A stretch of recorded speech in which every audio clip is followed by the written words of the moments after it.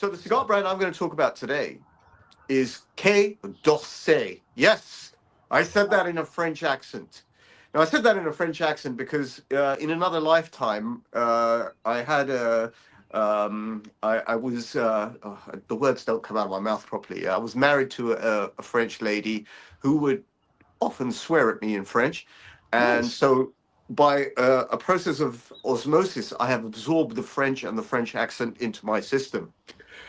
So the reason Quai d'Orsay came to mind is one of Yes. the 27 cigar brands that I heard a little bit of gossip as of late. Now, the Okay. gossip that I heard, which may remain gossip, but I have a feeling it's not, is that imminently, sometime in the future. Now, I don't know if let me educate you as much as I can, and I'm educating you from a very humble position of someone who's just new to this world of Oh my cigars. God. Yeah, here we go. So in the 27 brands lineup, you have some super brands, you have some international. So they have sort of like in a ranking system like you have in the army or navy or the services. You have the top level, sort of then just under. No, let's go better. Let's go for the mafia. You have Capo de Regime, then you have the bosses, the underbosses, their consiglieres, Right. then you have the soldiers, etc., captains and soldiers, right? So you have that ranking system, and Mhm. so you have in the Cuban cigar industry. I don't know why you focused on me just to put the pressure on me, but as you know, I take pressure really well. Bring it on. All right. No, so the reason why Quai d'Orsay, there was some gossip. There's some gossip that Quai d'Orsay may become a super brand. Um, Along the same lines as the other super brands, Cohiba and Trinidad, and Behike being a subsection of Cohiba. So it might become one of these super brands, which which means inevitably the prices are going to go up. That's what super brands are about. But then I thought that is a brand I kind of really enjoy this brand, and I thought I'd give you a little bit of history. So as much as I know and as much research as I did, um, Quai d'Orsay was started up in conjunction with in 1973. It was started up as a suggestion by a group called SEITA, SEITA, which is the, let me try and get this right, the Société d'Exploitation Industrielle des Tabacs et Allumettes. So it's a French company that used to make cigarettes, very famous cigarettes in France, Gauloise and Gitane. And what they suggested to the tobacco industry in Cuba was, can we have a French brand to market to the French audience, which has a slightly more, so this was their assertion, has a more refined taste and a cigar that's slightly lighter, slightly creamier, and that can be paired with the finer things in life, such as champagne. So it was a bit of a marketing kind of, well, it was an organic process and a marketing process that was started to give the French cigar smoking community something slightly special. And it's called Quai d'Orsay.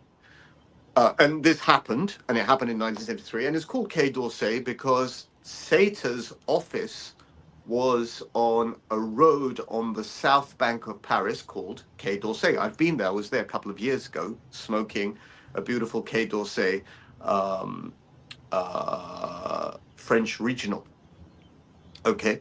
So that was the rationale for this brand starting up. And only as far as I know, in the late 90s, maybe even 1999, did this brand become available to the international market. In fact, before that, it was a brand that was kept specifically for France. It was meant to be sold in France and mainly at duty free outlets for the French audience. So I thought that was a pretty sexy little historical sum up of a cigar that may become much more prominent than it even is right now. I believe there's 5 or 6 vitolas or different size cigars, and most of them are relatively mild cigars compared to most other Cubans. Um, I'll have to give you a cue for this, so let me just check something. Yes, so those leaves are grown in Vuelta Abajo in Cuba, which is one of the 5 main growing regions. I'm not so familiar with these regions. Had I been there, they would stick to my mind much more closely. But next time, any of you splendid people get the cravings for a Quai D'Orsay, imagine when you are smoking this beautiful cigar that in some way you've entered the French or even the Parisian market, and you're sitting quietly on the Rue de Quai d'Orsay, the Quai d'Orsay being the south bank of the Seine River. Very, very expensive area, actually. It's sort of like Mayfair in London. Perhaps it's very classy, beautiful architecture. It's sort of like 5-minute walk to the Eiffel Tower. And when you smoke a cigar like that, you sit outside, you have a beautiful coffee or I don't know, a Kronenberg 1664, or actually a nice glass of wine, which is what this brand was meant to pair up with. And I have a very good friend who suggested one of the top ends would be Krug. I'm not particularly a champagne drinker, but uh, that is the suggestion. It is a transformative brand. It takes you somewhere. It's got a little story behind it. It makes you feel slightly different, makes you feel slightly elevated. It was meant to be a sort of much more refined taste. You can see my fingers doing that. Yeah, it was sort of Yeah, sure. a refined. And the one interesting thing, and I asked my chum Christian at Tom Tom Cigars to let me know what is there sort of something interesting about this cigar. So you noticed that these cigars, the wrapper, not the band, the wrapper is a slightly yellower color, a slightly lighter color, and that was all meant to be part of the marketing, sort of champagne-y color, can I say? So those are the thoughts and images that you should conjure up, even if you're smoking a Quai d'Orsay, I don't know, sitting in I don't know, on the toilet in Australia. That should transform you to a place in Paris where you feel a little bit more sophisticated. You sort of arch your back, sit up a little bit more straight, blow a puff, and enjoy your life. You got to be That's careful when my you say blow. Habanos history for You got Quai to be careful when d'Orsay. you say. You got to be careful when you say blow a puff, because in some places that has a whole different connotation. But Well, there you go. You reflect on whatever's inside. You reflect it out with. What did you think of well, my and little I, yes, sir. Habanos history? Can I tell you that was a tear? I'm crying. That was beautiful. See, No, and I this is. haven't achieved the Charlton Heston level of acting. Oh, here we But go. what I wanted to impart in my Habanos history, apart from Yes. these little snippets, is the feeling I get when I smoke a specific cigar. Because a little bit of history, a little bit of history in my mind goes a long way. I agree.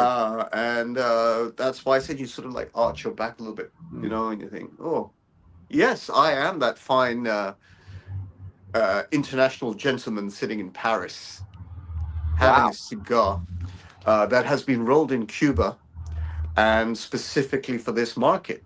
Right. And those are the little nuggets of enjoyment that I get off on.